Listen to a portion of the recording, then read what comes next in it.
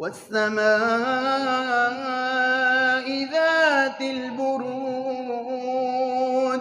واليوم الموعود وشاهد ومشهود قتل أصحاب الأخدود النار ذات الوقود إذ هم عليها قعود وهم على ما يفعلون بالمؤمنين شهود وما نقموا منهم إلا أن يؤمنوا بالله العزيز الحميد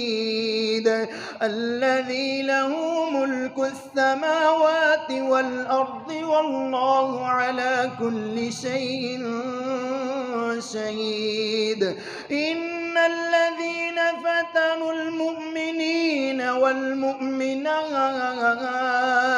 ثم لم يتوبوا فلهم عذاب جهنم ولهم عذاب الحريق إن الذين آمنوا وعملوا الصالحات لهم جنات تجري من تحتها الأنهار ذلك الفوز الكبير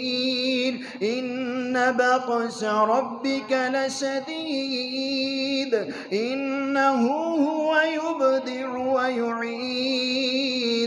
وهو الغفور الودود ذو العرش المجيد فعال لما يريد هل أتاك حديث الجنود فرعون وثمود بل الذين كفروا في تكذيب